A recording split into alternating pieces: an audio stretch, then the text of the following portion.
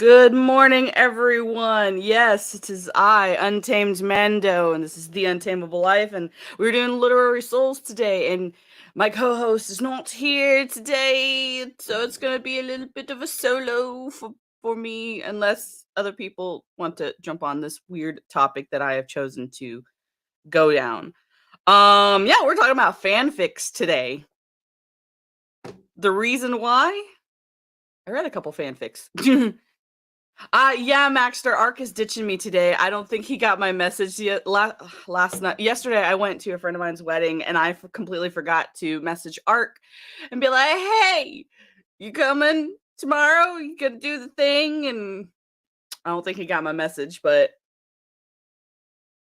that's okay. I don't know how much he would actually know about the topic of today's bit live stream anyway. So no worries. It's kind of weird. Like I don't really know a whole lot about fanfic, so this kind of deep dive that I've gone into in the last 5 minutes has been enlightening.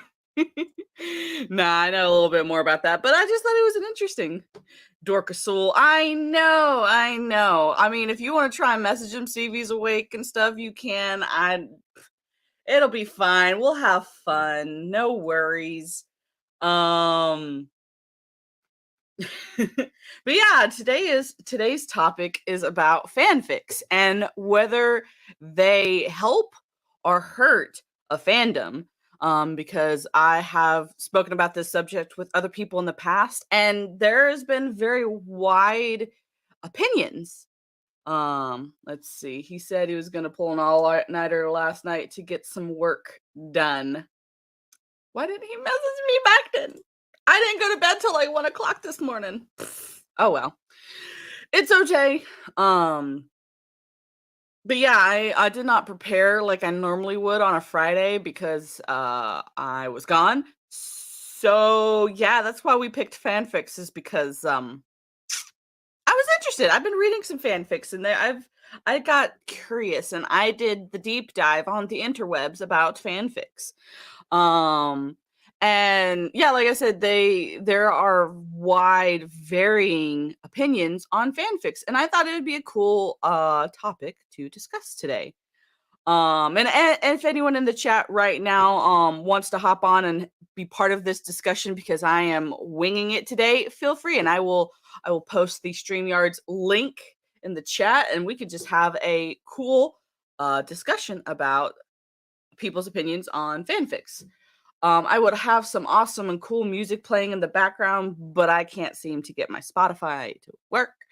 So yeah, you're just gonna deal with my amazing voice today. And please don't forget to hit that subscribe button, hit the like button, share this out. Trying to get us, I think, let's see, where are we at on subscribers? I am at 113 subscribers. That is cool, and thank you guys so much for your subscription. It really helps. I know I don't post a lot of content on YouTube, but I will eventually, one of these days, get better at that, and I'm excited for when that happens. And you guys are going to be with me for the ride, and you guys are amazing and awesome. So yeah, let's deep dive into copyright. So one of the articles I actually found about copyright is it's not a new thing. It's not even a relatively new thing. It's been going on since writing was a thing. Some people consider different adaptations fanfic, and the only reason that they would not be considered fanfic is because they somehow are what's the other word? What is it called? Adaptations. Yes, adaptations. I have my coffee today.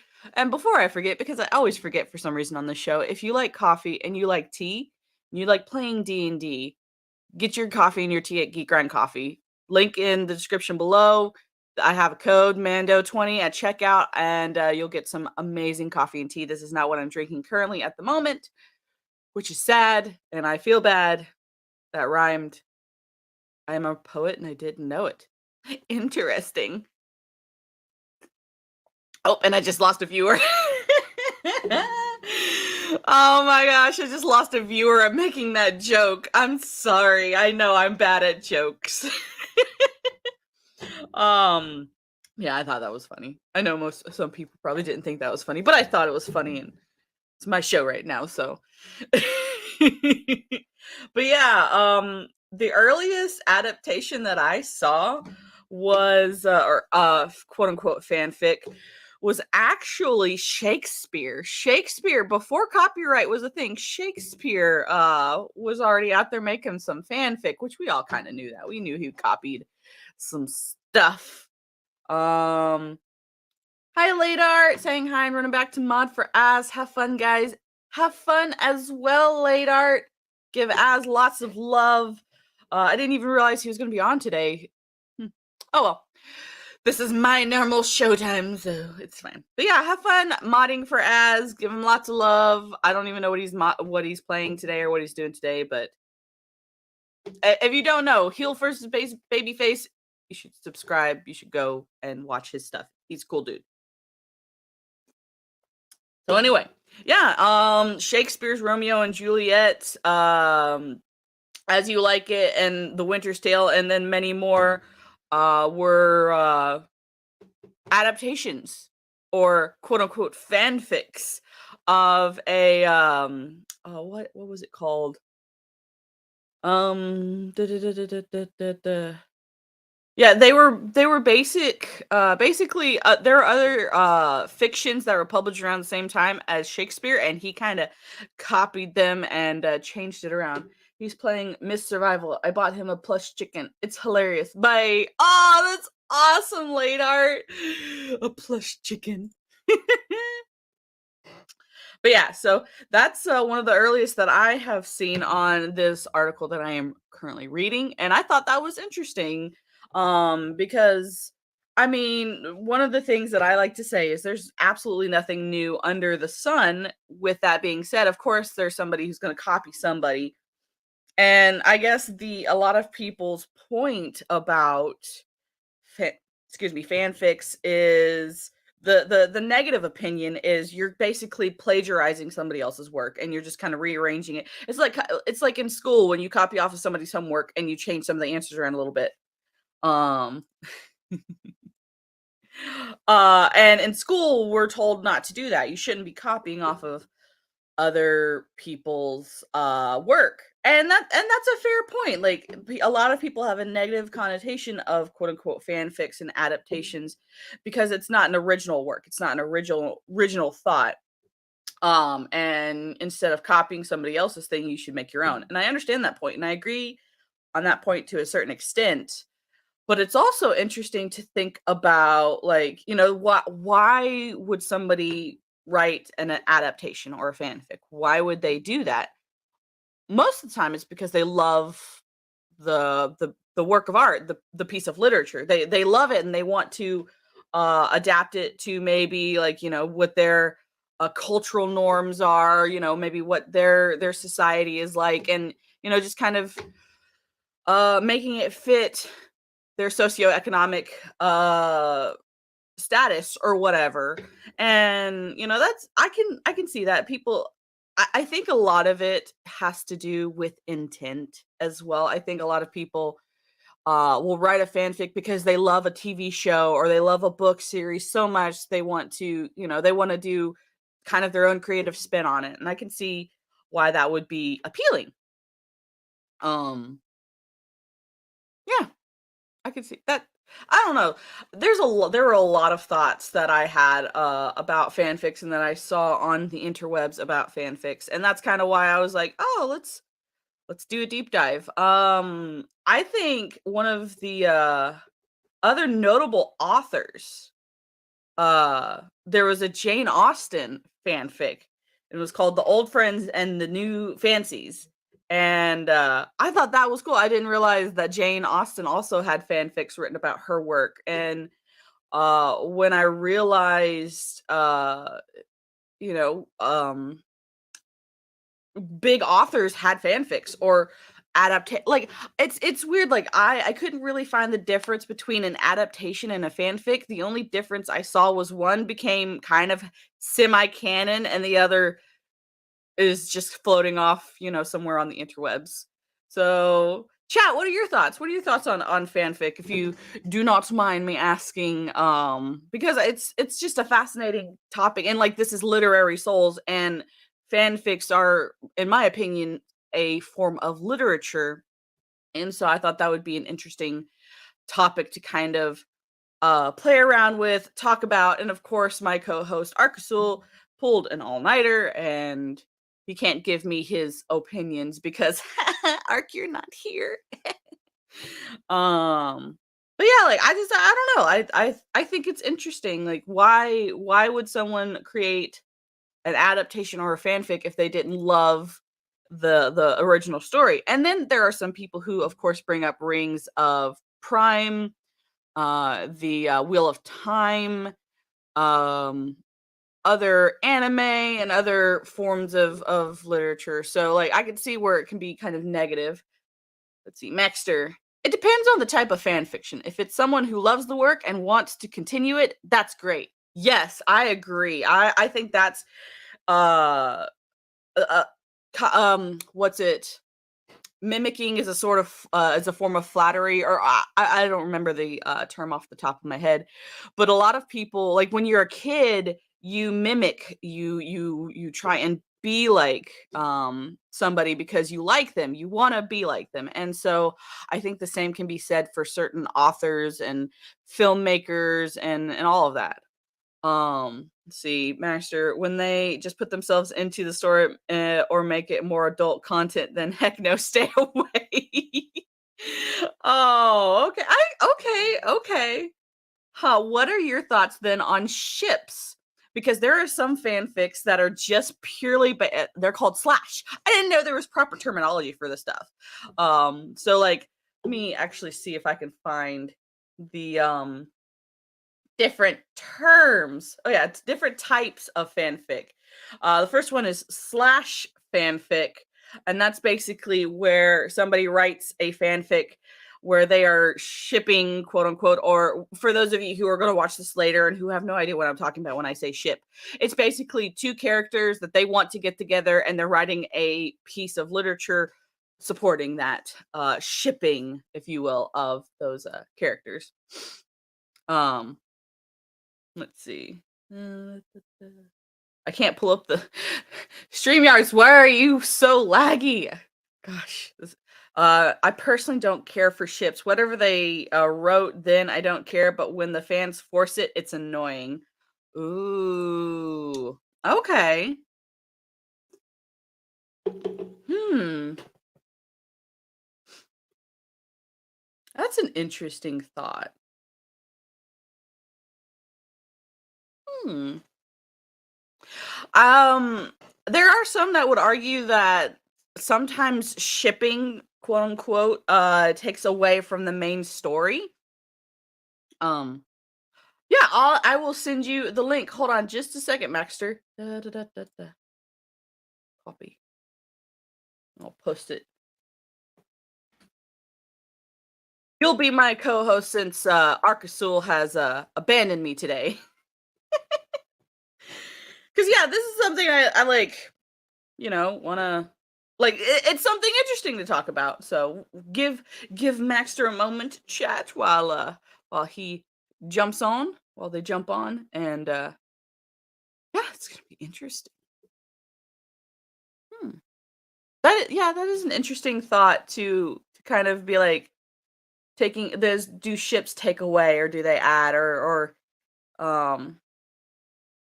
are they better? So I have read some fanfics, in my opinion, and this is only my opinion, that are sometimes better than the original work. In my humble opinion, I might be wrong. I could just be, yeah, I don't know. Let's see. There's also a different term for, like, say you have the main characters in an alternate universe, and those are just alternate universe fanfics. Let me know if you have issues, Maxter. I don't think that there should be any issues. As long as you have a working mic, you should be able to hop in. You shouldn't need to create a StreamYards account, I don't think. But hey, this is the first time I've done this with just normal chat. So hey. Let's see. Let's go down the types of fanfic list until Maxter hops on in. We've got, so we did Slash, which is basically shipping fanfic. Alternate Universe, which is abbreviated to AU sometimes, which is basically main characters in a different universe and the story that would take place in that different universe. Original characters, basically, the the author self inserts themselves into a work. Hi, recording last night and I totally didn't oversleep and I totally didn't see your TM until 10 minutes ago. Sorry, Mando. Come on in, Mark. Maxter's gonna be hopping in soon, so no worries. Like just hop on in. This is we're just free flowing today because I chose a topic that I have been interested in for the past 12 hours. And so yeah. What's up, Maxter? How's it going, Manda? It's going good. Arcusel just commented in the chat, so he might be showing up possibly, or he's just sleeping. He went back. He just messaged and went back to sleep. Either way. It is what it is for Arc.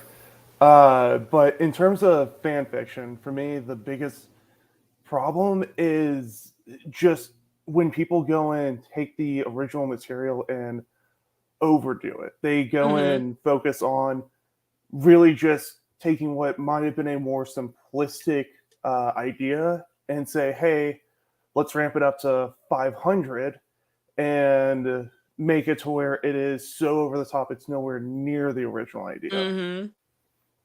Though there was a great video I saw years ago called Everything is a Remake, which actually falls into this perfectly. And it explains how music, movies, Mm-hmm. TV shows, all that plays off of something that was previously created. It even goes into Star Wars and talks about how it has a heavy influence from the samurai. Mm-hmm. It, it's just something to where when you look deeper into some of this, it's really cool.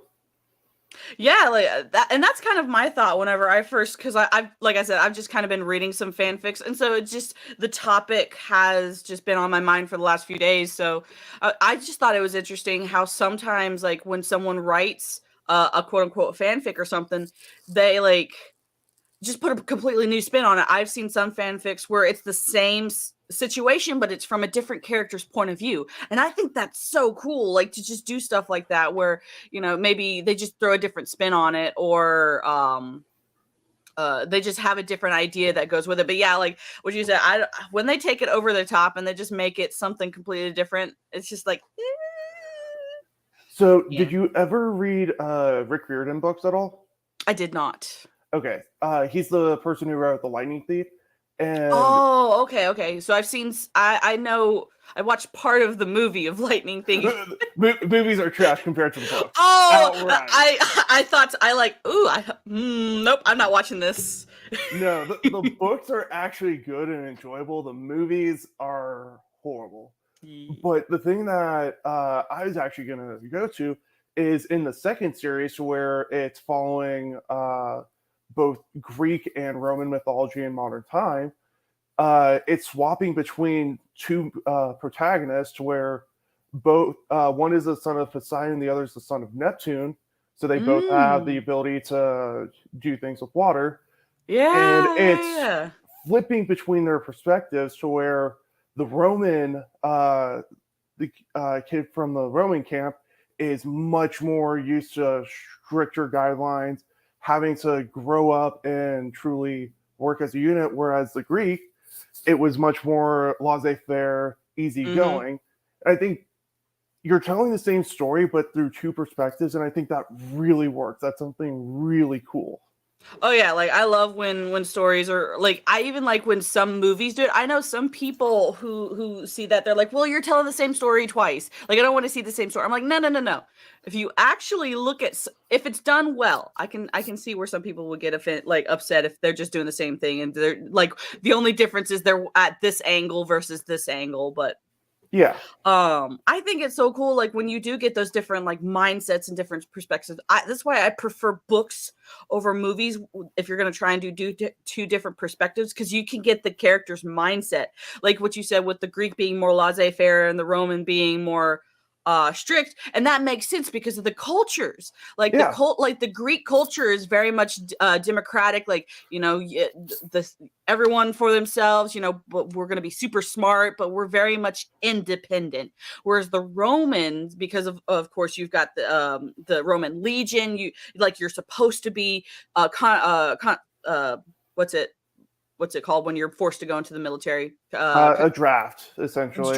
Drafted, conscripted into the military at a young age. So you have those standards. You have that mindset. You have just this militaristic and strict mindset versus the more let's go with the flow. I'm sure it'll work out. Let's think about this in a deep and philosophical way versus no, like we need to do something and we need to do it now. So yeah, like that, I think that's a really cool perspective, and I think the literature does it best. Like when a book can do so much more than a movie can, in my opinion. Well, and this is where I think games also do a fantastic job of that, because movies, you are really constricted to just a short amount of time, at most maybe 3 hours. So you aren't able to give every last detail. There's actually a game that I played recently called Scarlet Nexus. And in order to fully get the story, you have to play the two different main characters, because they start off the same, but then branch off completely. I'm not going into any of the spoilers because there's too much and it'd be really confusing. Right. But it's the idea that, hey, it's still the same story, but you're seeing why one character is doing this and you thought it was so bad.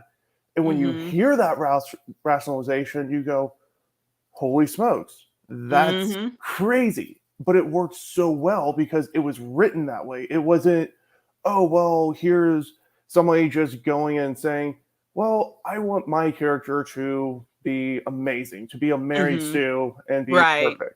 Because Mary Sue's actually came from fan fictions. Yes. It's surprising, reading the history of fanfics. I'm just like, wow, I had no idea they had this much impact on literature as we know it. It's weird to think about.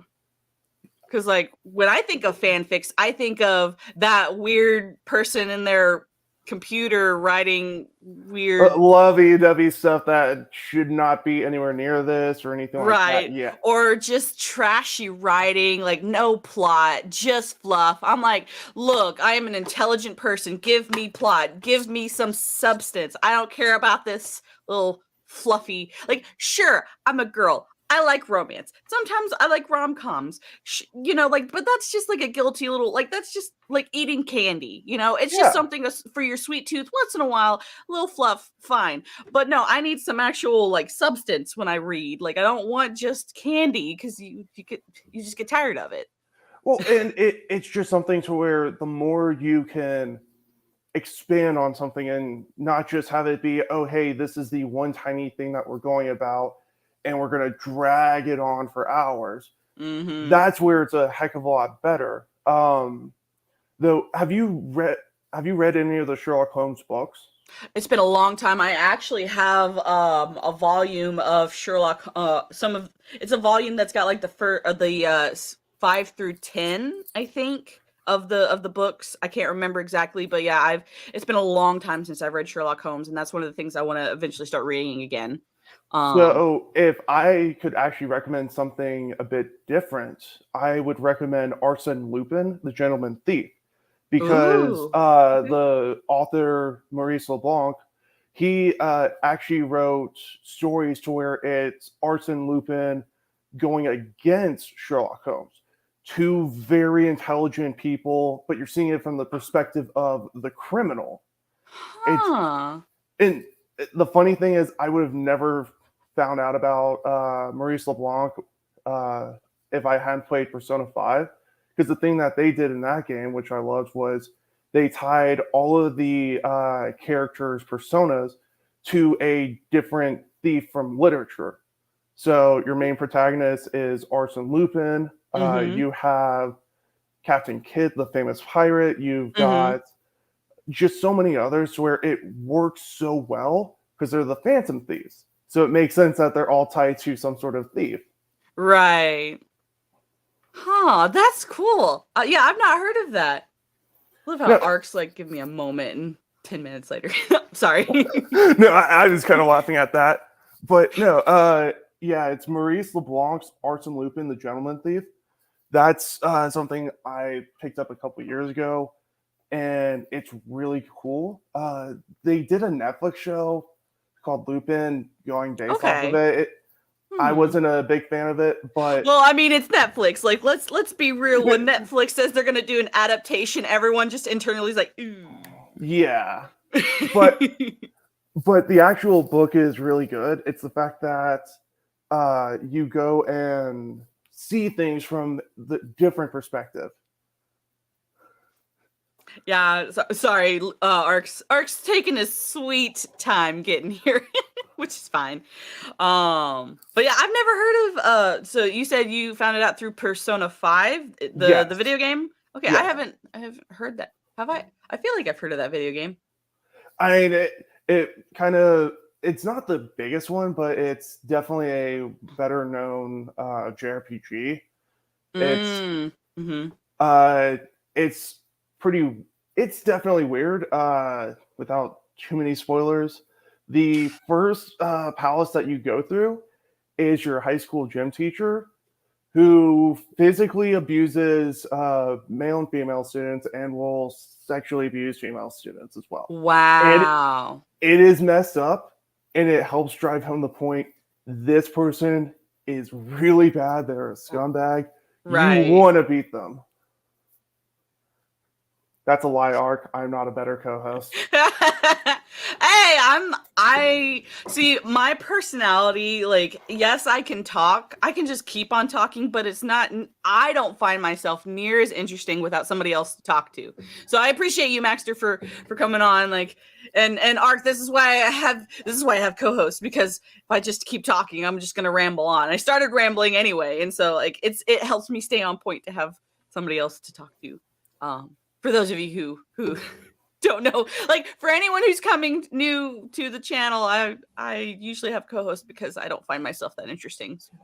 Trust me, it happens all the time for me, because it's like, oh, hey, I just get lost in thought and I'm bouncing between 15 different things. And I go, wait, what was I initially thinking about?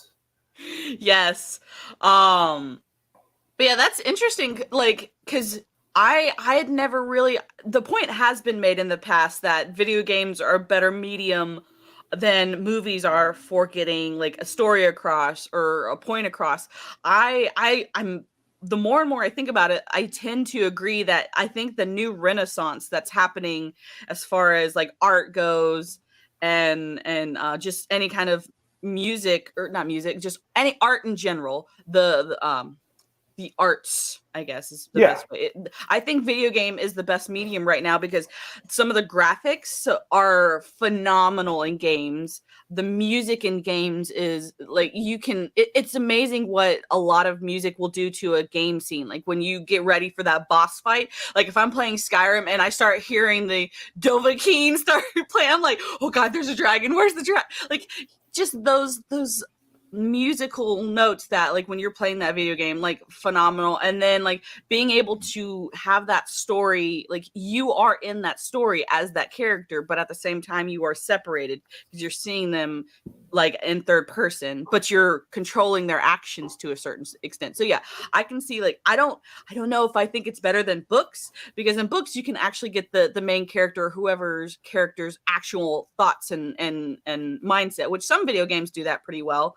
But I don't know. I'm still leaning more towards like books are better, but I think video games are very close second, better than movies. Like, I love movies, they're cool, but I'm kind of sick and tired of just the giant explosions, and there's not really any substance in movies nowadays. I feel like, but that could just be me.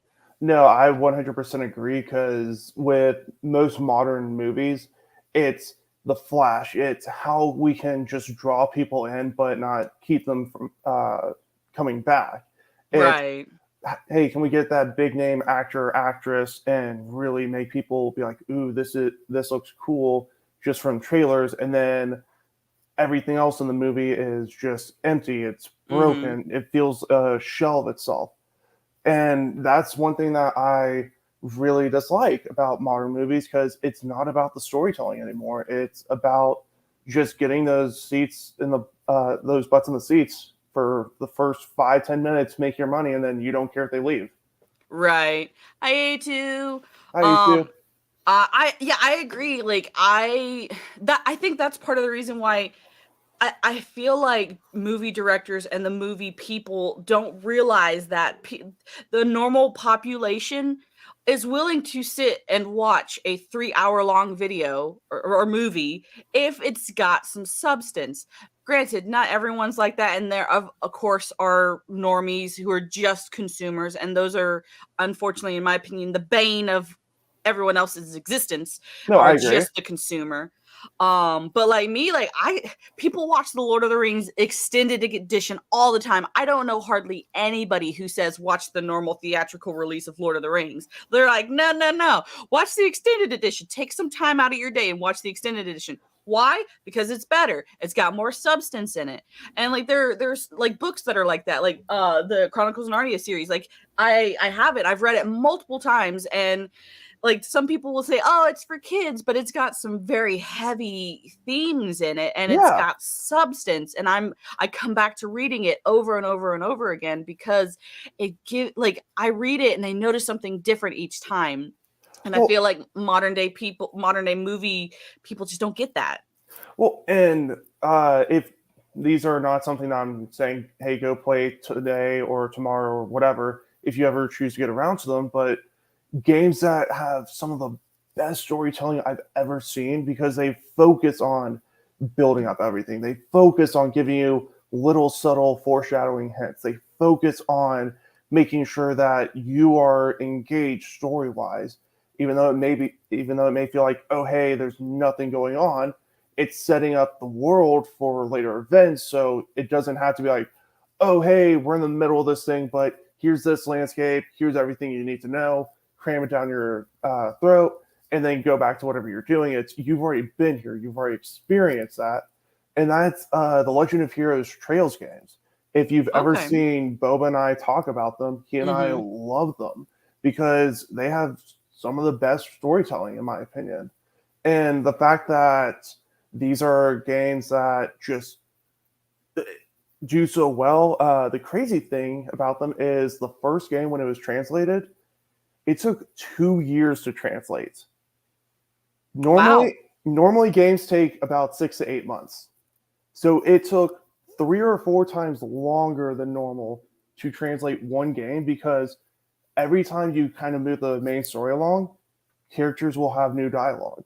And you can just talk to these characters, and it feels like everything is alive. It feels like the world is truly living. It's not, oh, hey, here's a random NPC that says the same 5 things over and over.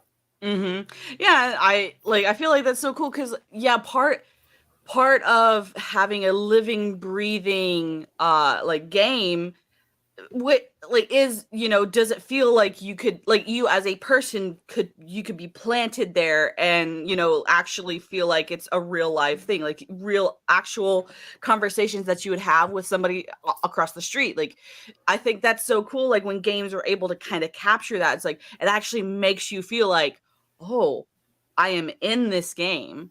And I think that's also like going back to books, like a lot of people, that's why we love books, is because you are the person like imagining it. You are reading through somebody else's eyes, and so you feel like you're there. You feel like you're active and involved and participating. Which Movies, you're just there watching. You aren't doing anything. You have zero interaction, and it's heck. There are times where I'll just put a movie on for background noise while I'm doing other things, and I just forget it's on until I look over at it. I'm like, oh, yeah, that was the background noise. Don't yeah. don't listen to anything else. It's just, oh, that was the background noise. Yeah, I don't like as far as background noise, I have to have music. I can't have movies because like I'll start getting curious and like bringing my attention over. And so that's why I just do music, because like if I see flashing screen and words and stuff, I'm like, what's going on? Kind of thing. Yeah, no, um it's more I'm just relaxing, kind of focusing on mm, something else, and then but I don't care to listen to it and just have the movie on for background noise. That's Right. that's the most that I ever do with it. But Mhm. you've got plenty of other things to where you just look at how you expand on uh, how video games can just continue to expand on things. And I think one of the things that is highly underrated by a lot of people with video games is video games can go at their own pace. You've got some games that are 100 plus hours.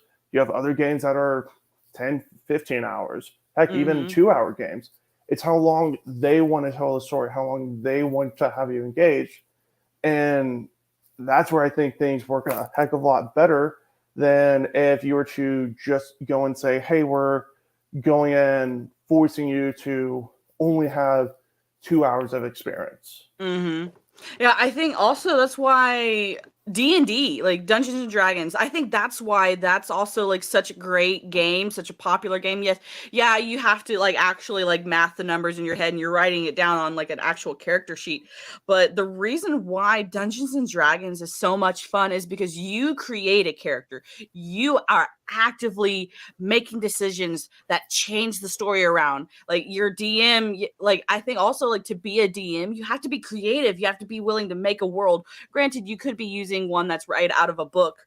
But you still, as like the DM, you have to be creative in the interactions like your players are having with the world around you.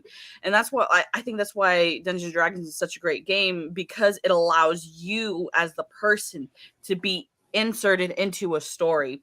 Your decisions actively change things. Your dialogue actively can make another NPC like you, dislike you, or make your quest harder, easier, whatever you want to do. And it goes back to like the JRPGs or any kind of RPG. For Yeah. those of you who don't know what RPG is, role playing game. There's different types of role playing games, but just know when we say RPG, we mean role playing games. And Um, JRPG is just more of an RPG from Japan, which mhm. will it doesn't mean it's going to be super weird and over the top, but that's generally what it's associated with. Yeah. And then another one that like my genre that I really like to play is MMORPGs. And for those of you in the chat, you're probably going, what is this? Like that's a lot of words and letters. Massive multi or Massive multiplayer online. yes, it's just a big game online where you get to create your character and stuff. So, for those of you in the chat who didn't know what all of those terms meant, you're welcome. Your education has been done for the day. But those types of video games I feel like have a much bigger audience than some of the others because of that fact that you can insert yourself into the game. It is you making decisions that actively change the world around you and just how the game is played. And I see Ark in the back. I will bring him to the forefront. What is up, sir? Hola. Como Howdy. estas? Thank you for filling in for you, Maxter. You better not run away, Maxter.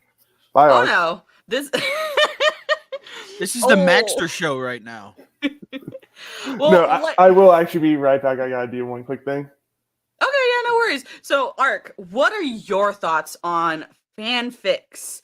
That's kind of the overarching topic, and like we got into video games, obviously, and like just different mediums of storytelling. This is going to be a great show, guys. I had like a broad thought, and then I was just like, you know what, let's go for it. Are we talking about fanfics like 50 Shades of Grey being a fan fiction of Twilight? Which it legitimately is? It is. Or are we Just talking about talking fan about fictions like The Rings of Power being a fan fiction of Lord of the Rings? What are we talking about? all of it. I saw the text message this All morning, of it. All of it. Basically, it's and I was types thinking, of fanfics, where kind of fanfiction. the history of fanfics, realizing fanfics are not anything new. They've been doing it since writing was a thing and people copying off of people's homework. But also like different adaptations like, like video games, great like Mhm. just different mediums for different adaptations. And right now we kind of drifted on into video games as far as Well, like great mediums of story. We're talking about general storytelling right now. I would say that, as with everything, when it first started out, it started out probably fine. like the fan fictions of old. Mhm. They just became different stories that you could tell. Like even the Lord of the Rings took inspiration, and if you want to call a fan fiction that an inspiration, like you could say the Lord of the Rings took inspiration from many different mythologies Mhm. and many different religions. Yeah, and that's Because kind of like I mean, you have the Atlantis with Numenor, but then Mhm. also, and this is a bit of a stretch, you have Elendil the Tall, who was basically the only one that was faithful. Mhm. If it wasn't for Elendil, his children wouldn't have been faithful, and he wouldn't have been able to command so many people to like, hey, we're gonna go on these boats and go away. He was the leader. Mhm. He then became the king. So he was very important. You could, in a very, very, very, very wide stretch, you could equate that to Noah and the ark, him saving his Hmm. people. Um, I didn't that, think about that. I didn't think about that. That's interesting. I've been reading the Silmarillion a lot. I've had a lot of time to think since this stupid Rings of Power. I've been reading the appendices very, very heavily, and the appendices are so concise with Mhm. their knowledge that they give us. I don't understand how they could mess it up, but they did. And I'm got a video in the works right now that I got some recording done and some evidence. I've got screenshots and stuff like that from the ebook that I have of the Lord of the Rings, the appendices that I Hmm. can point out. Like, this is what the Lord of the Rings says. This is what the appendices say, and I'm only using what they have the rights to, which is Mhm. just the Lord of the Rings, the Hobbit, and the appendices. Just that. Nothing else. Not using the Silmarillion, not using the Unfinished Tales, Hmm. nothing like that. Well, then that And kind of like goes back to like fanfics in general. Earlier, I had mentioned like there are some who view fanfics in a negative light, like it's done poorly, like any Netflix adaptation in the entire universe. right, Rings of Prime, The Wheel of Time, The Lightning Thief. We talked about because that's based off books. Like just so many things that are based off of something else, and people like want to try and equate adaptations and like I almost can't find a difference between an adaptation and a fanfic because fanfics are inspired by something and they kind of maybe will do their own creative things different. Like I even found out there's different types of fanfics and I'm just like, oh, okay, cool. I went into a really deep dive about different like the history of fanfics and all that because like I've been reading other fanfics because I can't handle Rings of Prime and so I'm doing like just a different kind of reading right now just to to remember that there are other decent things out there in the world. But yep, I get that. but yeah, like so we were talking about like one of the things we were talking about was different points of view like that you can have for the same event, like those types of like fanfics where they take an event but they put that event in somebody else's perspective, and that's also considered a fanfic because it's not like what the original person wrote. This is somebody else's thoughts on if said person was like if the author had written said person other person instead of this From, person as the main character, how would that from have turned their out? point of view. Yes. Interesting. And so like just those different types of fanfics that I'm like that it can be done well, but it can also be Very, very poorly written, and that is what gets pointed out. Is most fan fictions are written by teenagers in their parents' basements with little to no writing experience, and they're always posted to some like weird, creepy online blog, Or Mhm. it's and they're posted to Reddit or or something it's like that. yeah, and it's always like, or it's posted straight to Tumblr with a bunch of pictures added to it, and I'm just thinking, huh? No. Well, I guess on some level, an author has to start somewhere, and if that's where they start out, then because like you can also actively get comments and critiques and criticisms that you won't get like if you're an actual author and you send it to like some sort of publisher. Their publisher is going to be like, "This is trash, go away," and they're not going to actually give you critiques. Whereas sometimes these fanfic sites, if they're legitimate and they're all right, and like it's like, "Hey, I'm posting this story. What do you guys think?" You can get some active like good critiques and good criticisms to where that can help other authors slowly over time get better, because no author starts out well. You are being very generous. I agree with Art there. I remember like a friend of mine, fabulous like author now. They don't really like they don't have anything published, but like when we were in high school, they used to like write different like comics and different stories, and I would read it. I remember the first one they ever wrote, and I'm just like, oh, that's bad. Right? And then I was like, okay, this romance right here, take it out. I don't care about this. This is taking up too much time. I want to know what happens in this plot. This can go away. And then like, just remembering how I helped like my friend like critique their work. And then by senior year, like I was reading, because they were also great artists. So I was like reading their quote, like they were trying to do their own manga like stuff. I wish I still kept up with them so I knew like where they were at this point in time. And like I would read their manga more than I'd read like, Naruto or One Piece or whatever. Yes, I'm an anime fan for those of you who don't know. And like I would read my friend's stuff more than that because it was interesting. Like their creative juices and they were really good and all that, but like they didn't start out that way.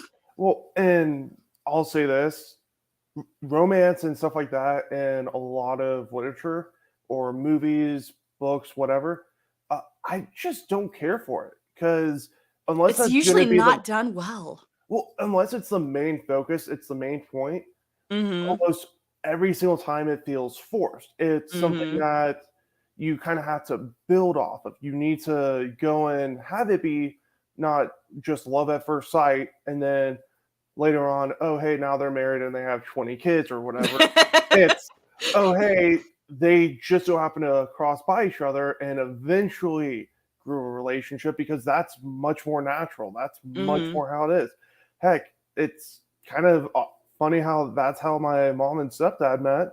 They were just at this meeting that neither of them even had to be at.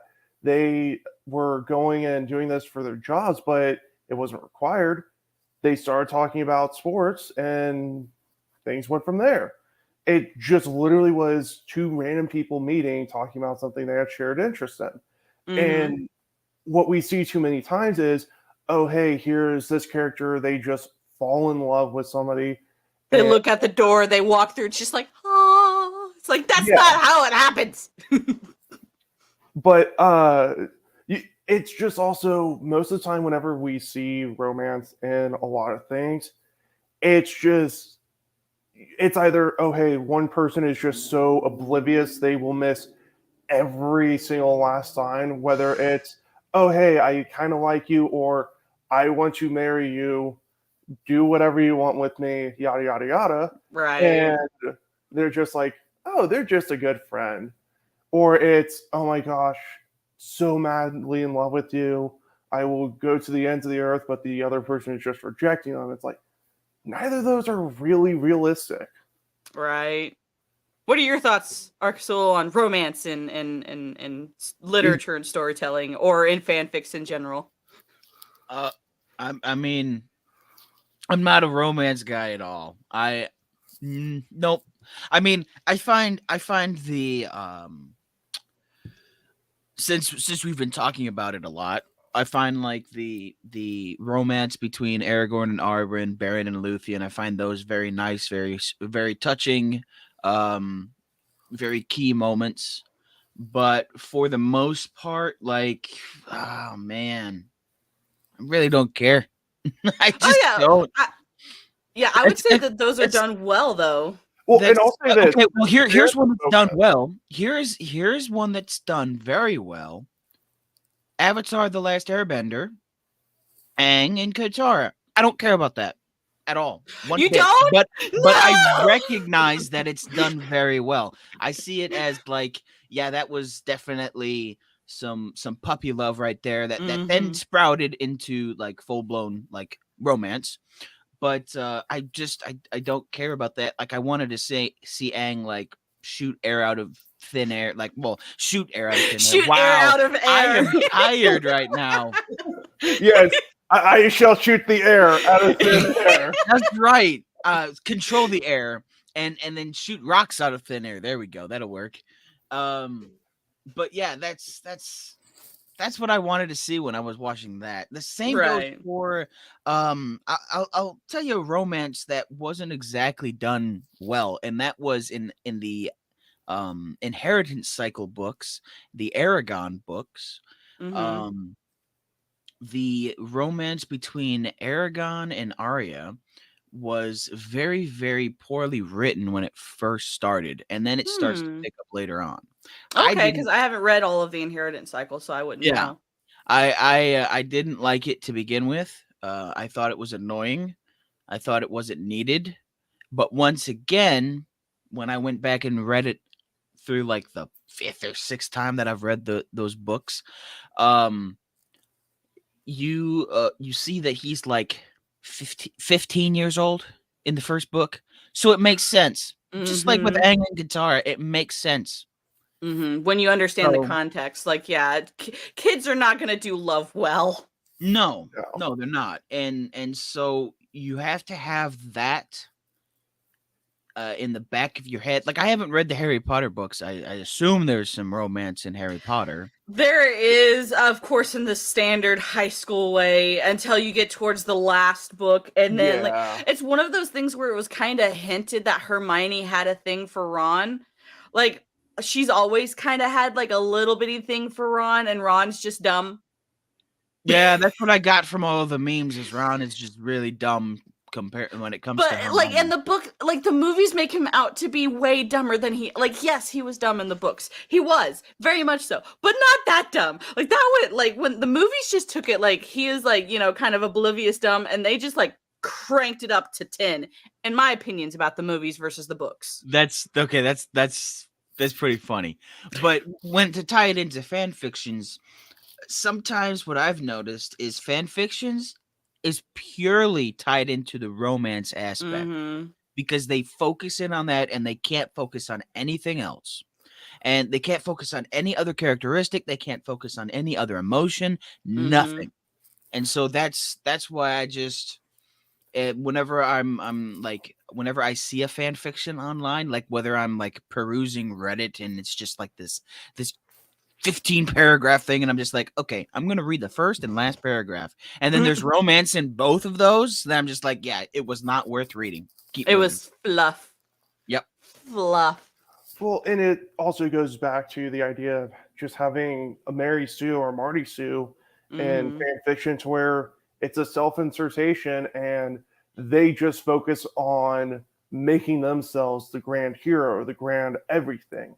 And Mhm. I just think that's also really annoying because when you just have somebody who can do everything on a whim, Mhm. no problem, that's boring. What It why is. every It's character should have some sort of flaw. They should have something that holds them back that they have to try to overcome. Whether Yep. they actually do or not, that's up to the writer. But make it to where your characters are not perfect. Heck, that's part of the reason why I really hate a lot of these action movies with female leads. It's because the female lead is perfect. She's flawless. She has nothing wrong. She's beautiful. Anything with Charlize Theron, anything with her in it, she is the most amazing, most beautiful, the most most strongest, the wonderful, just the lovely. just the strongest woman you can find is Charlize Theron. She's not even that good of an actress, and that's why because they have to make her that strong because she's not that good. Well, So and it goes back to looking at Ray. In a sense, I will call the Disney trilogy fan fiction because there is nothing that it actually builds off of. Because you look at Ray, she is an epitome of a Mary Sue. Yup. She has no training whatsoever. Even when she goes in and quote unquote is trained by Luke, she never actually has any sort of training with him. She's just going and doing whatever. She goes there, and he just tells her, "You're gonna be amazing, but the Jedi should die, but you're amazing." Like, and let me go burn these like millennia old books, and then you won't get any knowledge from them. And I'm not gonna talk to you because I'm a sad, upset hermit because I tried to kill my nephew for no reason other than he had bad thoughts at one time. how many people have had bad thoughts? Yeah, it's not like I've my seen- uncles or well, not uncles, but my fathers and my uncle figures and all of these other very, very powerful force users didn't have a bad thought or two at one point. Right. It's But like, I've seen fanfic. Like I said, I've been reading just different fanfics on different things. I've seen fanfics that have more plot, more substance, and more thought put into their characters than the Disney trilogy, The Rings of Prime, and like just to name like those two because those are the two that are most popular right now. But like people called the Halo TV show, they called that fanfic. a fanfic because the showrunner specifically stated that It's in this an is a alternate universe. silver timeline. Yeah. Yeah, and that's universe. that, and like my list of like so there are different types of fanfic. Like there's quote unquote slash fanfic, which is basically the shipping, like where it's all about the ships, it's only about the romance, it's all fluff. There's the alternate universe fanfic where it's the same characters' names, it's those characters put into a different universe. That is a fanfic. Original characters, basically you self-insert you like yourself into whatever story. Canon fix, basically the ones we were talking about where it's the same story but just told in a different person's perspective. That's called canon fix, where they try to stick close to the canon. And then crossover, where they put Superman versus Goku in a fight. So like those are types of fanfics. Those are the best ones. The crossover, they are the best ones. Change my mind. You can't. I And will. so like when you understand those types of fanfics and you look at what's going on nowadays in cinema, it's like, okay, yeah, that's a self-insert. That's a fanfic. That's a fanfic. That's a fanfic. Well, Okay, look at Miss Marvel. hold on. Go for it, Mac. I was going to say, look at Miss Marvel. That's purely a self-insert. The writer literally just said, hey, how can I put myself into a Marvel comic book now that I'm working at Marvel? And that's why it's so horrible. There's nothing relatable for anybody. It's just, yeah, I'm writing about myself, but making myself a superhero. It's so boring. It's so pointless. And it's just, yay, I can feel good about myself. I'm now in something that will last forever, even though it's probably going to barely last another 5 years, if that. It's trash. Mm-hmm. I agree with Maxter. Everything you just said, I agree. You kind of took some of my points, so I'm gonna have to think for a you second. have to actually think now. I stole our thunder. So you really did. It was fantastic.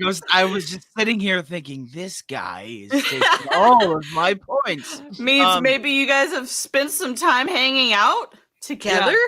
Yeah, well, we've never talked about fan fiction before. No. So. But we trust a lot of things. We do. So read the list off again for me. Don't go to the definitions. Just read the list of fan fictions. Slash fiction, alternate universe, original characters, canon fix, crossover fix.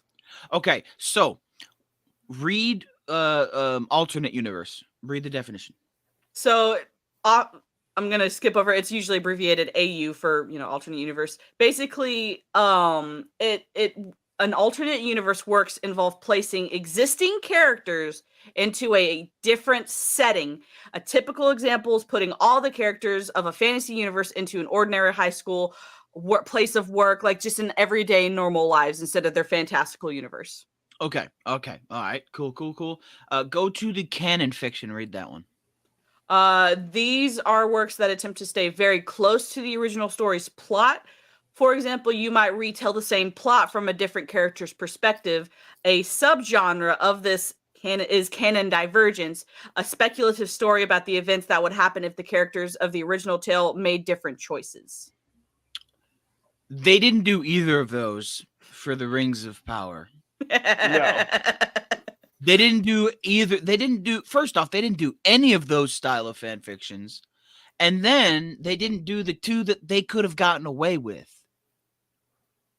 They could have made an alternate universe.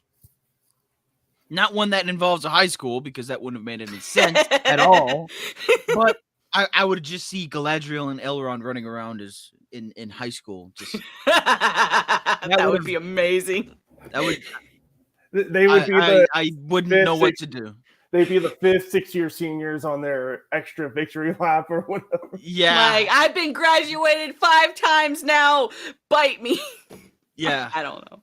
So, and then there's the canon, which as we know could just be, it could be a retelling from a different point of view. Well, not a retelling, but just telling the story as it is from a different point of view. They could have done that too, and yet they failed at that because they have completely changed the lore in regards to Elrond, Galadriel, Mithril. They don't even explain what the Silmarils are. They don't. They name drop Feanor only for Feanor's hammer, and they name drop the Silmarils only to just quote unquote entice the people that know about them. Mm-hmm. See, that's what happens when you get a bunch of shills that have read the source material. That's what happens when you get a bunch of super fans that have read the source material. Is they will only look at your product from a quote unquote fan. I use that term very, very loosely. A quote unquote fan's lens. They will not look at it through the normie lens, and they will not look at it through the cynical lens. They will not look at it through someone that has no idea what Lord of the Rings is. This is the first time that they're seeing anything to do with the Lord of the Rings because Amazon Prime, well, they have Amazon Prime, and this is what's all the rage right now. So they're watching this, and they're not getting anything from this. Let me put it from a semi-normie perspective, because the only things that Lord of the Rings I've ever done is play some of the games and watch the movies. But the thing that I've always heard is they put so much focus and detail on keeping it as close to the source material. And then when I just saw some of the trailers for Rings of Power, I went, this feels way too over the top. This feels like they're trying to make it so much of a visual spectacle, and yet that does not feel like Lord of the Rings based off of what I've seen, what I've been told. And it's just so annoying. I mean, heck, you go to that whole Galadriel horse moments where she kills an orc 5 meters away or whatever. And it's like, there's something called suspended reality whenever you're watching, or suspended belief. And you generally want to have that, if you're going to use it, be as little as possible. That just went, okay, here's an extra layer, here's another layer, here's another. And by the end of just that one clip, you have to kind of make believe with 10 different things. And then you're going, yeah, there's just no way. Yep. Yep. There's, you have to suspend your own reality to enjoy this show. Basically, you have to suspend everything that you've known as you've grown through being a human, all of your experiences, all of your emotions, everything. You must suspend it to enjoy this show. You must not have had a loving relationship ever in your life. You must have only You can only have bad relationships to enjoy this show. Anyone that says they enjoy this show is either lying to you, or they have just been messed over time and time again, and they're just like, I feel myself in Galadriel. Like I see myself in her. Like that's the only way that you can enjoy this show. Well, and I'll put it this way: one thing that a lot of people talk about is seeing yourself in a character. The way I want to see myself in a character is not, oh, hey, they look just like me. Because that's Right. boring. That's stupid. I go, okay, they may look like me, but they act completely different. I want to see a couple of traits here and there. I want to Mhm. see how certain characters would go and react. And if I'm like, ooh, hey, that's exactly how I would, I find that significantly more interesting than if, oh, hey, here's a character and they're just doing the most generic thing over and over and over. Right. Like I feel like when people say, like people nowadays, using air quotes, people nowadays want to see themselves on the big screen. Like they want to see that person up there and they want them to look like them. I'm like, what? Do you think people are just so dumb that they have to have somebody that looks exactly like them, speaks like them, talks like them for them to feel like they're on the screen? Like one of my favorite superheroes when I was a kid was Static Shock. Like I don't know if y'all remember that. Oh, I love that. Oh yeah, absolutely. I loved Static. I am not a black teenage boy. I don't know if I don't identify as that either, but he was one of my favorite characters. You want to know why? Because he was a wisecracker. And I was like, man, I want to be like that. It gave me something to aspire towards. It gave me a personality trait that I do a lot of joking. I do a lot of I don't do puns because I still hate puns, but I still try and be funny. I'm goofy. Part of that was because of Static Shock. My other favorite is Spider-Man. What do they have in common? They're wisecrackers, they're jokesters, they're goofy. Like I consider myself that's where a lot of my personality traits came from, was because I aspired to be like those people. I didn't need to see myself on the gosh dang screen to be aspired to be like somebody. Yep. Yeah, I 100% agree. I mean, it's like, oh, hey, you look at Batman even. Are we all rich billionaires? Are we going and doing all this? I don't have a bat cave. Ugh. Do we have all of this martial arts training? No, but it's somebody who's, yes, vigilante justice can always be viewed as wrong because you aren't letting the proper authorities do anything. But it's the fact that he still has this moral code and it's been tempted to break, but he stands by it outside of a few instances and a few story arcs. And it's something to where, yeah, that makes it more interesting because he is pushed to the limit multiple times, and yet he still chooses to stand by his moral code. He chooses not to break it. That's a heck of a lot better than just, oh, hey, here's someone who looks like me. Right, and we don't need if you were to change Batman's ethnicity, that you would sure, fine, whatever, but why? Why would you do that? Why does he need to have the same ethnicity as me, the viewer watching? I can enjoy something. One of my other favorite movies that I've recently watched was the Black Panther movie. I'm not a black person, but I love that movie. I didn't need Black Panther to be white to like that movie. I don't understand why, we have to have these stories that just match what I my past experiences, my looks, my ethnicity, no, there are universal stories and they are universal for a reason. It's literally just a cheap gimmick to try to get people to come in. That's it. When you are going and taking somebody and changing them, it's just you trying to make it to where, oh, hey, we might be able to reach this minor market or this. I feel like Goldilocks and the Three Bears is a very, very bigoted story because it's not an inter-bear relationship where you have a brown bear and a polar bear having a black bear baby. I can't feel connected to that story because they didn't do that. You're an istinophobe, Ark. You're an istinophobe. But what about Hansel and Gretel? It's German, but why don't we have an Egyptian and a Native American as Hansel? But also, I love it. See, the thing is, the reason why we're laughing, class, is because all of these stories, all of these fables, everything like that, they're just supposed to teach. They're supposed to teach a moral. The moral of the story is such and such. That's what they're supposed to do. You can do that with any skin shade. You can do that from any culture, from any place on earth. You can have the exact same moral be told in a story. Well, Mm-hmm. and you can not going religious or anything, but it's very similar to the Bible, to where it's a bunch of moral stories that are being retold, and you can go and view them as whatever skin tone or anything like that.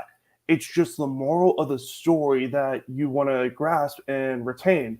That's it. It's not, oh, hey, and just remember this person was white or this person was this. It's Right. they really don't go too descriptive over people unless it's absolutely needed. It's just, and it's more personality traits, not physical descriptions. Right. I don't know what you're talking about. Everyone, I'm not going to do it. That's too far. Too far for And- literary souls. It's not my stream. and trying to circle back a little bit to the topic at hand, like I think that's why like fanfics are a cool thing. Like they kind of give you an idea of like what could, like I really like the quote unquote canon fics where what if the character made a different decision? Oh, What? here's a perfect example for a canon fic, and that's the Lord of the Rings video game from, I think it's 2011, with the war in the North. Mm-hmm. That's a perfect example. You play as 3 completely new characters that are connected to the Fellowship of the Ring, but they're going to handle the war in the North while everyone handles the war in the South. Because Mm-hmm. there were in the Lord of the Rings, there were a bunch of obstacles up in the North that had to be handled, while Aragorn and Legolas and Gimli were at Helm's Deep, and while Merry and Pippin were at Isengard, and Frodo and Sam were on their way to Mordor. There was countless encounters up in the North that could have turned the tide, and if they had been able to come down south, it would have been bad. So Mm-hmm. this video game is what I believe to be a canon fic of, oh, this is what happened because we're not paying complete attention to the Lord of the Rings source. Well, the main characters of the Lord of the Rings. Right. We're going to pay attention to the source material, but from this angle. Right. But even then, from my perspective, that's a heck of a lot better than what we're getting from Rings of Power. Because Rings of Agreed. Power, it just feels like, oh, hey, these are the characters. Yeah, let's just change everything about them. They are no longer anything unique or special. The fact that Mm-hmm. Galadriel is this warrior, and it's like, no. We have nothing Xena about the Warrior Galadriel. Princess for a reason. We don't need Galadriel to be Xena the Warrior Princess. And for those of you who don't know what that is, you need to look that up and watch that old show because it was good. Yes, it was very good. Highly recommend. Highly recommend. Mm-hmm. But it's just, hey, we're going to butcher characters. We're going to make it to where everything is just wrong. None of these characters actually are who they are. And that's ridiculous. Whereas, going with the Wars of the North, hey, you're creating something new, but still keeping it very much how things are. Mm-hmm. And you aren't going and trying to be, hey, we're going and making it to where now elves have all these extra abilities. Oh, hey, Right. dwarves have all these extra abilities. And just, you're keeping it to the same level that the books were written at. Mm-hmm. And that's it. You're just focusing on expanding, not creating something new. Right. Like I would consider, the Rings of Prime and then the Halo series and the Wheel of Time bad fanfic. Because even like in regards to fanfic, a lot of the people who write the fanfic keep the characters same character traits. They just put them in different scenarios in a different situation, but they keep the essence of that character the same. And with what we've seen with Rings of Prime, like that is not Galadriel. That is not how Galadriel would behave. That's not how she would make her decisions. That's not who she is. Same with Elrond. That's not who he is. Sorry, I just assumed his gender. Whoops. But like that, I would consider that bad fanfic because even as far as like fanfics go, like they still try to keep the characters the same. They're just putting them in different situations in different scenarios. Like Well, Mando, you may not have been too wrong on calling Elrond a female because depending on which version of elves you look at, when they get drunk, they can change gender. Oh my god. Wait, did I miss something? Yeah. So this was something I heard from a friend a while ago. Depending on which version of elves you go off of, if they get drunk, they can change genders. Yeah, it's not That- Tolkien's It's not Tolkien Tolkien's at all. elves, but there are like in D&D like that there's That's hilarious. That but is that's and I think that's also why like people who want to quote unquote self-insert themselves in like these different franchises and stuff. No, go play Dungeons and Dragons. You Yeah. can do whatever the heck you want to do. Create your own character, make them as gender fluid as you want, and it's canon because D&D doesn't give a they don't give two like more recently they are like, hey, you can't go and do all this because they feel like they have to please certain people who probably aren't even going to play. exactly. Right. Exactly. But like with it within the context like of the game, like you can write your character backstory or whatever, however you want, and like you can play your character however you want. Your DM might dislike it because your DM might kill off your character because you're a murder hobo, and if you don't know what that is, look it up. But like we have like in video games, like books, like all of these different mediums of literature, you can insert yourself into the character, like especially in a book, unless they describe how the character looks, you can imagine them however you want. Or when you're playing a video game like Skyrim, you can make the character kind of however you want and play it however you want. Or with like other video games, like you can do that if you want to, and it still be canon. Like you don't have to completely rewrite everything and rewrite the character. You don't have to change the canon of other characters for your character to be self-inserted. I just feel like I am so not many going to people take a crack at that word. I'm just going to say canonity. Well, it's like you compare Fallout New Vegas, which is my favorite RPG of all time, heck, my favorite video game of all time, because of how you can control the story based off of your actions. And you compare that to The Witcher, which I know you two have played a lot. Mm-hmm. You're looking at two completely different setups because your character is a nameless character. You are dictating all their actions, whereas Geralt has preset actions. He has preset things that he does, and you have minor influence on what he does. Now, you can still influence everything very much in the same way, but it's not as much to where, oh, hey, the character truly is just that. Because I'll admit, when I've played Witcher 3, I've always tried to have Geralt be as good and kind-hearted as I can, because that's much more how I prefer to play. But there are some people who murder hobo with Geralt. But there are some times where I'm just like, yeah, I'm just going to murder everything. But yeah, and then we also, there's a perfect, like, what I think is a perfect example of actual, like, game studios misunderstanding, like, a pure Paragon or a pure Renegade style of gameplay, and that is the Mass Effect trilogy. If you run through and do a Paragon like playthrough of all three games, it looks good. If you do a Renegade playthrough of all three games, it doesn't look good because sometimes it just looks like a bad parody, like a fan fiction of what a space opera with the main protagonist is actually kind of the antagonist of the show. Like, it doesn't look good. It doesn't feel good either. So and that's one of the things. Guess that could be the writing of it all, but yeah, as you were saying, Mike. Ironically, same studio who made it. That's one of the things that Knights of the Old Republic got right. It's the fact that you can be that villain. You can go and do all these horrible things, and it's how you choose to play.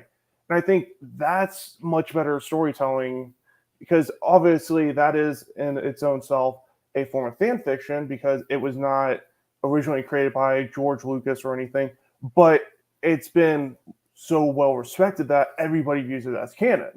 Right. And I guess that's where we can like go into the difference. Like, cause I still, whenever I was looking up the definitions of fanfic versus adaptation, the it's so similar, like their definitions are similar, because an adaptation is like taking something and like updating. A lot of people like to say updating or changing things here and there, and I'm like, well, that's what fanfics do. Like they will, like update something, or they'll change things here and there, to fit whatever narrative they're trying to, do or whatever. Like, so I just haven't really found a difference. I think the main difference is an adaptation, like, is a little bit more canon in the eyes of the viewer than a fanfic. Like, what are your guys' thoughts on, like, what's the difference between an adaptation and a fanfic? Or do you want to go first, or do you want me to? That's a really good question. I'll go second. Okay. So I guess the main way that I view an adaptation is much more, was this something that you were given the rights to? You were going in and being like, hey, we are allowing you to do this, whereas a fan fiction is much more a fan just going and creating whatever spin-off they want. Because an adaptation could be, hey, here's storyline that we kind of talked about but never really got into. We want you to expand it. We want you to still keep it within this, but you can't just go and have it be whatever random thing. Whereas fan fiction, it's the fan just going, well, I really love this point, or I didn't think they touched on X, Y, or Z enough, so I'm going to expand on it however I want. And the fan fiction could go and have characters go and be way too over the top, whereas an adaptation, they have to meet certain standards. They have to try to keep it close by. It's a good thought. I agree to an extent with both of you. Okay. What you just said, Maxter, makes the Rings of Power an adaptation and not a fan fiction, because they own the rights. They own the television show rights. In my opinion, an adaptation is something that gets as close to the meaning of the story or the source material of the story as possible. Similar to Peter Jackson's The Lord of the Rings trilogy, or in my opinion, the 1977 Hobbit animated TV special. In the same vein, the 2011 to 2013 Hobbit trilogy by Peter Jackson, that is a fan fiction, because it takes it takes a book that probably would take you a week to read, and it makes it into like 3.5, 4 hours of content that shouldn't have been there. Right. Random stories that weren't there in the first place, like love triangles, all that good stuff. So those, like, that's what I consider to be the difference between an adaptation and a fan fiction, is how serious you take it. Now, of course, that makes some fan fictions adaptations because of how serious they take it and how beloved they are by the fans. And I'm fine with that. Go ahead. You do you. It's no skin off my nose. Like, it's perfectly fine. But also, the difference between adaptation, fan fiction, and source material, and the original material, is the original material must take precedent over anything else. That is the ground floor of everything. Like, if the Rings of Power took precedent over the Lord of the Rings, that that would be bad. And that's why we have to have these. That's why we have to have these ground rules where when Maxter says that if you own the rights, then you're an adaptation. And if you're just a fan and you make an adaptation, it's just a fanfic. That's why we have to be careful with what we say. Right. Because even though I agree with Maxter to an extent with that take, I also disagree for this reason or for that reason, yada, yada, yada. Because even though Halo is a video game first and then a TV show later, it's a whole lot easier to watch a TV show than it is to play a video game, because number one, you have to have the equipment to play the said video game, whereas a TV show, all you have to have is like a phone or a Right. computer, and then you have to have Paramount Plus. That's all you have to have to Mhm. watch that Halo garbage. Which is getting a second season, by the way. I know. When I saw that, I went, "Oh my gosh, that is such a bad idea." Like, And it looks like they're having Master Chief come back, even though think he so. died. Yes, he died. Like they're gonna pull something. They're gonna Oh, pull something man. and have him come Of course back. they are. But I have a point, or kind of like another question. yes, So there have been fanfics, and I'm gonna do this with the Harry Potter series because it's the one I know most of, kind of like the background and whatnot. There are some fanfics that, if the author is still alive, says are canon. What do you say about that? Like, somebody writes a fanfic, say it was, I think one of the fanfics that she kind of said was pretty much canon was like there was a Malfoy's take on things, like viewing the Harry Potter series through the eyes of Malfoy, and like J.K. Rowling was like, "Yeah, that I put that as canon, sure." What do you do about that? when the author like canonizes something. Mm-hmm. See, okay. Most people would have to be fine with it. Most people, see, and that is a very good question. Okay, what about this? What about this? In that same thing where we're dealing with J.K. Rowling, and she says that this fan fiction is canon, she also went and she made Hermione black. That seems to be on the author. Everything seems to be wrapped around the author, because Terry Pratchett, when he died, I've said this many times on podcasts. When Terry Pratchett died, he had every single manuscript, document, note, letter, every single hard drive that contained anything of note about his universe destroyed, set on fire, bulldozed, completely eviscerated. Was that wrong? I don't know. Because now we can't even have a fan fiction about it, because, oh, well, all you get is what he published.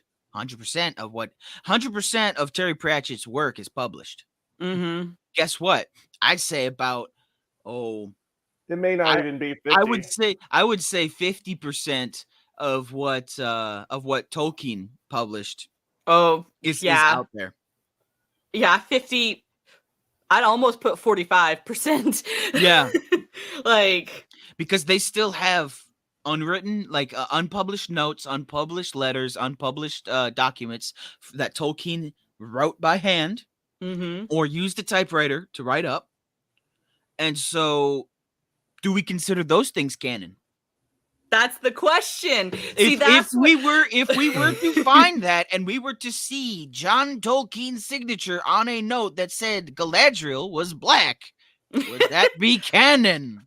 I mean, that's the, like, where does it become like canon versus fanfic? I feel like that's the debate that we have to, like, as fans, as, you know, like anyone who's a writer, as anybody who's a creator, like, where's the, like, there, because there are some things, yes, it's very black and white, but there are some things that are in that gray area, and you just go,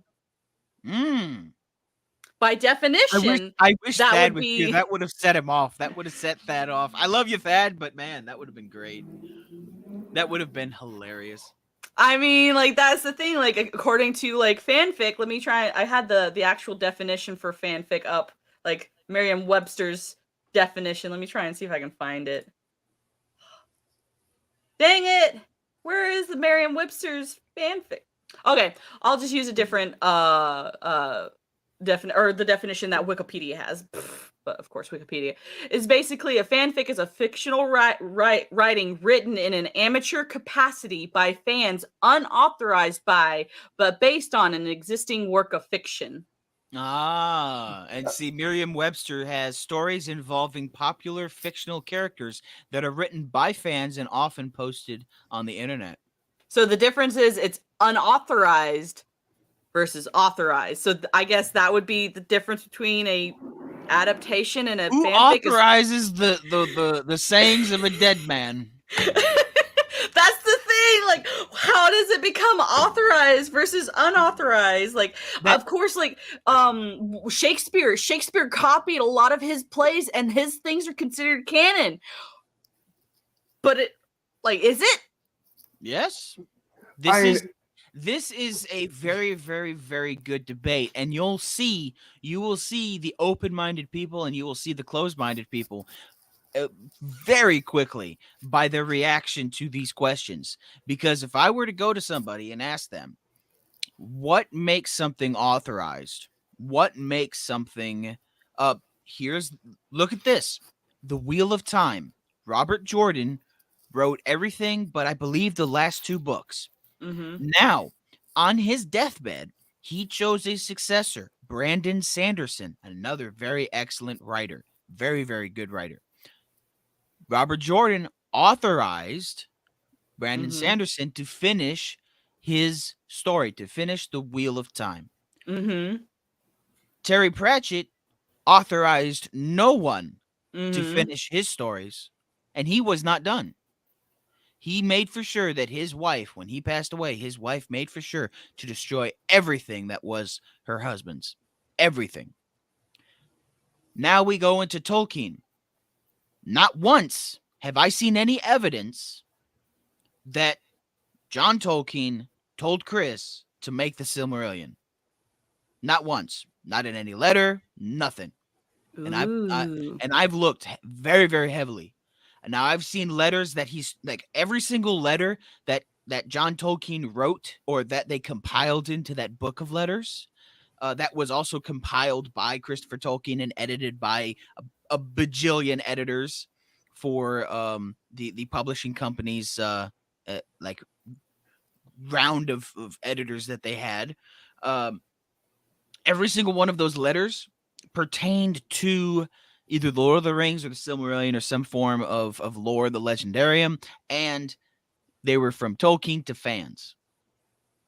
So we don't have anything other than Christopher Tolkien was the head of the Tolkien estate, and he really liked his father's work, and he really loved his father, and he really wanted to protect his father's legacy. All well and good, but when it comes to being is it an authorized, adaptation? Is it authorized? Is it not authorized? See, like I was hoping we would like start figuring out like what is it?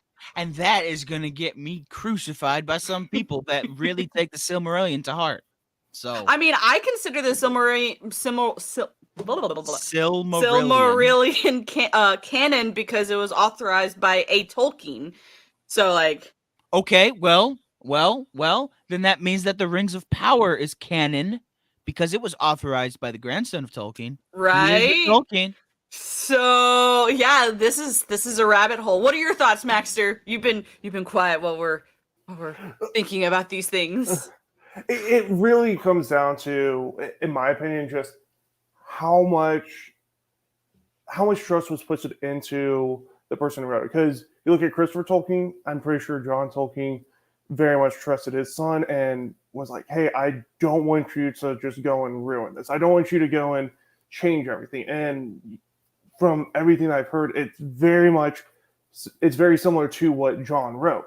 Whereas what we're seeing from Rings of Power is nothing is anywhere close. It's, even though it is technically authorized because they own the rights, it's just so far off. And this is part of the problem with fan fictions and adaptations, because you can easily adjust the argument based off of what you're talking about. And it's so annoying because you could say, oh, hey, well, I have these certain guidelines, but it's broken in these instances. And you're just going, okay, what am I going to stick with? Because there's no clear way.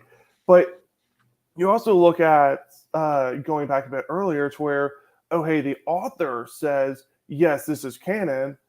I still question that because, if you're claiming it's canon, then why don't you go and have that be published?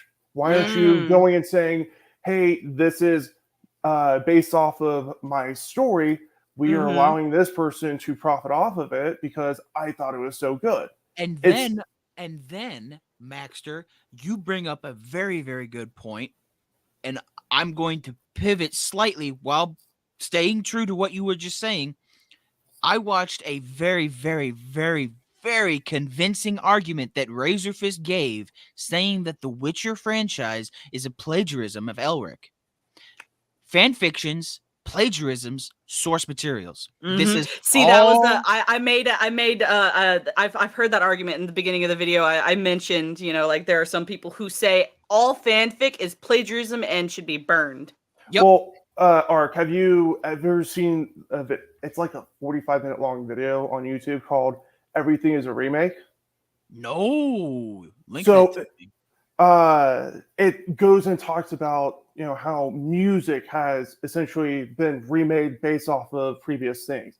It goes into Star Wars and so many other things. Heck, Oh, for with Star the Wars, hero's journey. well, it's not the hero's journey, but it's going and saying, hey, Star Wars took a lot of influence from samurai and samurai culture to an extent. Oh, That's yes. that's Okay. very much how the Jedi are. And I think Mhm. and I think it's like, hey, when you look more into that, that's when everything kind of really starts to blur, and it's how you perceive how good something is or isn't. That's where you go and say, hey, this is fan fiction, this is canon or whatever. Obviously, the most canon thing is truly what was initially created by the creator. But if you go and adapt it and just continue to expand on it, is it still canon? Is it fan fiction? And it's just Well, so much going on. here's the thing about that. So when we go back to like, I'm gonna throw this one out there because a lot of people argue Arthurian legend. The earliest manuscript that we have for King Arthur is nothing like what we imagine nowadays is like what our canon thoughts of King Arthur with the round table, with the Excalibur, with his kingdom. Like all of that was based off of later works that kind of added into it. But we consider, like Excalibur, the Knights of the Round Table, Lancelot, all of these characters and these things, like Guinevere, canon, but they were actually like later adaptations of a similar story, but we don't have all of that. So This is true. Well, what's and canon? What's the a fanfic? rabbit hole. This is the rabbit hole. And this is why I really like I want to pull that. Actually, I don't have to pull it up because I have it in the back of the ISOM #1 edition. I am going to read the Ripperverse ethic. I'm going to read the canon and continuity section. Ooh, okay. Our aspirations extend far beyond having a couple of characters or series. A vast universe that is ever expanding is what we hope to accomplish. This is something that has long been intriguing about modern American comic books, but it has become a lost art. The Ripperverse will fill this void. This means that every single book you buy will always matter. If retcons are to exist, they will only be used in the classic sense of introducing new information. We want every book that you buy to always matter. Those stories happened. There will be no lazy time travel to change histories or events. There will be no cheap multiverses that have altered versions of the same character. If you own a book, you own a part of the history, and it's our mission to keep it that way. This concept will remain true regardless of the medium. Should the characters appear in officialized animation or live action, the depictions need to be as accurate to the characters as realistically possible. Your favorite characters will always be recognizable. See, That is from the words of Eric July, CEO of the Rippaverse. Mm-hmm. What were your thoughts, Maxter? well, I mean, obviously, Rippa is very much being queer, and God, the one thing that I hate in a lot of stories right now is the idea of time travel, multiverses, all that, because that is your easy scapegoat of, hey, we completely messed up the entire universe or the entire story, which I think that's actually what they're going to do with Halo now that I think about it. They're going to say, oh, hey, this is a different timeline or this is a different universe. So that's how Master Chief is still alive. We're telling you a completely different story now. It's like, okay, that's a really cheap cop out. you look at so many things to where time travel, it's very much, hey, there's no real guidelines as to what can and can't happen with it. And it allows for people to just ruin everything. And it's Mm-hmm. one of those things that very few books, movies, games, shows, whatever, get it right. And when they do get it right, you're like, oh, that was fantastic.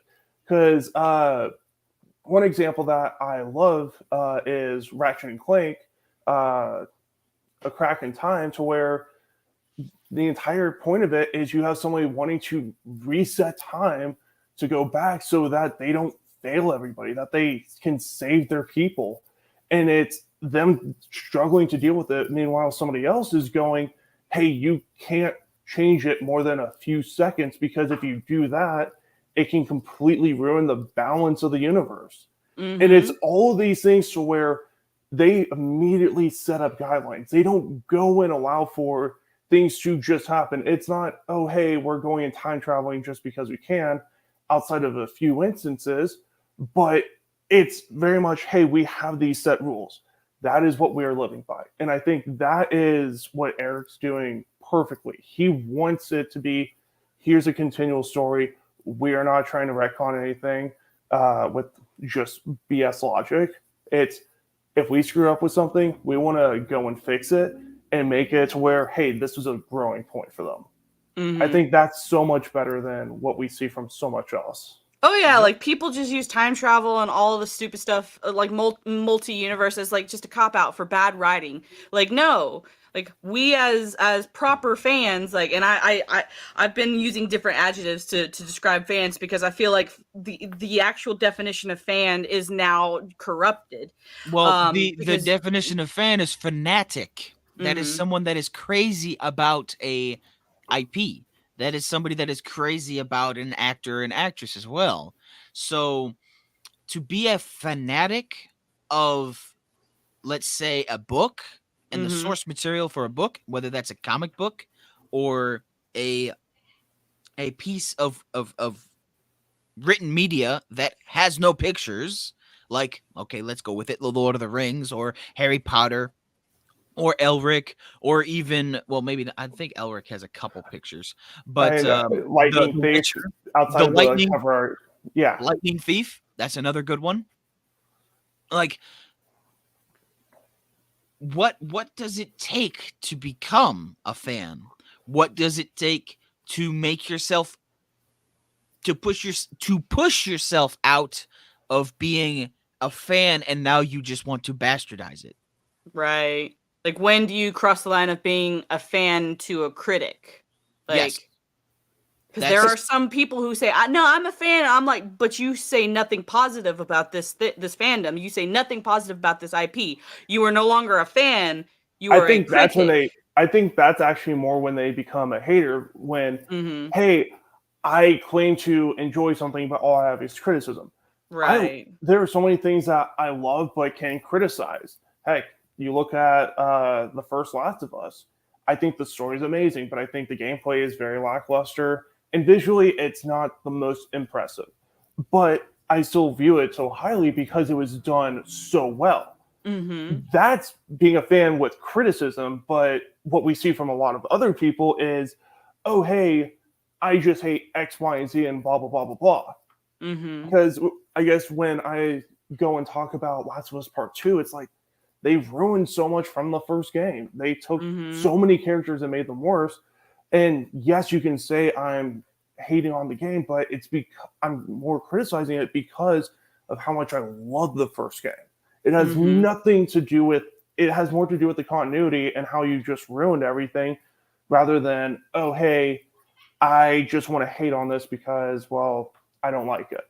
Yep. Right. There's a difference between a hater and like an actual fan having critiques of things. Like even like I love I'm trying to think of it. I love Harry Potter. I love the books and stuff. Do I like every single thing that J.K. Rowling did in all of the books? No, there are some very cringy things in those books that I just went, ooh, I'm glad they took that out in the movies. Or, man, why'd they take this out in the movie? Like, I have critiques, but I still love Harry Potter. Like, I have a collection of Harry Potter things, and this isn't even half of my collection of Harry Potter things. And, like, it's because, like, I like that IP. Or, like, Star Wars. Like, I like EU Star Wars, which used to be canon. Of course, now it's not, but I have stayed consistent. Like, I prefer the EU. I am a fan of OG Star Wars, and I have always been a fan of OG Star Wars. I've never once said that I am a fan of Star Wars. And now. this is the thing. Another piece to the puzzle. George Lucas created Star Wars with the original trilogy. Then in the 90s, he specifically gave consent to a bunch of authors to, under an umbrella, create the extended universe. It was not called the extended universe at that time, I don't believe. It was only called the extended universe later on. Now, the canon of the EU was even put at risk when he created the prequel trilogy. Mm-hmm. And then it was the death knell when he went ahead and said, "Oh, it's no longer canon because I'm selling everything to Disney." And Disney was like, "Yeah, that's not canon." Right. So that was the final nail in the coffin, and now the EU is no longer canon. So, which I'm going to be honest, what happens when the original creator makes something canon and then takes that away? Yeah, which I'm going to be honest, I don't put anything that has happened since Disney acquired Star Wars as canon, and everything that was canon beforehand is still canon now. The only exception might be Rebels, because that's more of an expanded fan fiction, where you're keeping it still within the context of the universe and everything, but you're giving it more storylines. Right. But you look at The Mandalorian, for as much as everybody loves it, it's like, I still don't view it as true canon, because at this point it feels more like, oh, hey, we are just trying to push out more content rather than make something good. Right. But here's the thing. George Lucas signed off on Disney, so in the proper Merriam-Webster's definition, like, he authorized Disney to Disney do stuff. is now the creator and owner of Star Wars. Mm-hmm. Along with whoever has the video game rights. Cough, cough, EA with their horrible games. Cough, cough. This is true. And once again, we go with, do we always trust the creator? That's the question. That's the question. Do we trust the creator when the creator is dead? Do we like Terry Pratchett is dead? The man is dead. He can't do anything to stop us from continuing the Discworld saga. He can't do anything. Neil Gaiman can't help his beloved friend who was passed on. Neil Gaiman can't help him in stopping anyone that were to try and create something for the Discworld saga. Couldn't do it. I mean, I am sure you can involve the legal system, but that would also give us very, very clear and concise answer to our questions if we involve politics and legalities and things like that. Well, and here's actually a fun question. What about the ending of Game of Thrones? Is that technically canon? Because it was written by George R. Martin, but it's not his books. He authorized it. And George did authorize it. And they wrote multiple endings. The cast said that they had to act out multiple different endings, and they didn't know which one that the D&D was going to choose. See, this is like, I love this type of conversation. This is what I'm hoping, like, Literary Souls also kind of morphs into later on. Like I like these discussions. Like, what is canon? What's not canon? What's fan fiction? What's not fan fiction? These questions. It's a very, very interesting topic that we've. Do we want to continue this topic next week? Yeah, we will. Okay. Yeah, okay. Because I have to actually like end on time today, and so we're like got 10 minutes left. So closing thoughts, shouting out things, all of the sort. I will, since Maxter is technically the guest, I will let you shout out whatever you want to shout out, and last thoughts. And yeah, we'll continue this topic next week. This is exciting. I like this stuff. Yeah, so my last thought is definitely this. This is just such a fun topic because you can just very much change your argument based off of the exact thing that you're talking about, and it's just so much fun. You can go and dissect everything, and even at the end of the day, you're looking at it a bit differently. And this is where we need to be talking more and more about, because it's something to where at the end of the day, it's just people talking. We aren't changing anything. We aren't going and making it to where, oh, well, this is now good, bad, indifferent. It's just people talking about their opinions. I like it. And see that one last thing I'll say on that is what is the difference between opinion and fact? And whose opinions matter? Like, does J.K. Rowling's opinion saying that something as a fan fiction is now actually canon, does that matter? Or is the fact that she just published works of art, these books, she's published books, and then she authorized movies to be made and published? So it's all about the definitions of words. It's all about what you put stock in terms of trusting the author or not trusting the author, caring about the source material or not caring about the source material, caring about the fan fiction or not caring about the fan fiction. And then it all boils down to what is fact and what is opinion. Right. So we're going to answer these questions next week. We will. We're going to have two solid hours of arguing about that. I'm going to enjoy it's that. Amazing. Ark, it's not 2 solid hours, it's 2 solid months. No, yes. I mean, I'm fine with making this into a series if you guys want to. Like, I am totally up for that. Like, you know, like, what is fiction? What is fan fiction? What is canon? What's not canon? What's like? I'm fine with making this into a series this month. Yeah. Okay, so I'll do my shout outs. Follow me on YouTube over on like the same name, Arkasul, ARKASULE. You can also find me on Twitter, same name, at Arkasul. And then you can find me over on Twitch, twitch.tv/Arkasul. I am working on like 10 different videos all at once, which is probably not smart. I probably need to focus on one. But at this moment, I'm focusing on Rings of Power reviews, which is draining the soul from my body. So I have to have something nice. And I'm doing lore videos on the side, like writing scripts for that. These Rings of Power reviews are something else. I have a couple recorded, just tweaking them. Gonna go edit them soon, and then hopefully I should have them released this week. I am pushing to have all of them released, all of like from episode 3 to episode 7, having all of them released before the final episode airs on Thursday. So that is the goal for this week, and let's see if I can get that done.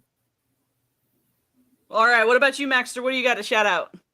I really don't have anything other than the sidewalk for keeping me off the streets. Oh my All God. right. Well, thank you guys so much. Thank you, chat. I know the chat has mostly, I think, just been absorbing all of the wonderful information we've been throwing out there. But as always, like, chat, you guys are amazing. Please come again next week for this part 2 of fan fiction versus canon. I was going to try and use a different word, but I would probably mess up the saying of the word. You can always follow me. I am on Twitter at, it's Untamed Mando. I'm either Untamed Mando or The Untamable Life.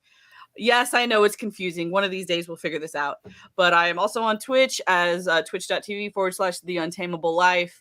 And join us next week for part 2 of fanfic versus canon. And make for sure that you go into the comments below and you go ahead and let us know your thoughts and your feelings about this and your opinions about this. And yes, your feelings do matter when it comes to your opinions, but you better have a good argument to back up your opinions. Yes. So leave it down in the comments below. We will read them and then we will talk about them next week. Yes, I am excited. I will be watching the comments with bated breath and super excited. I think this could be a topic that we could go on for a while. So I'm excited.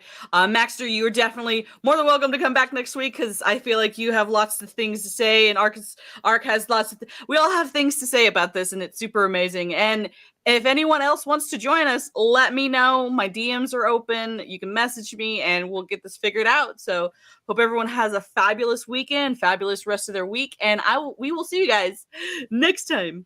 Bye. Bye bye.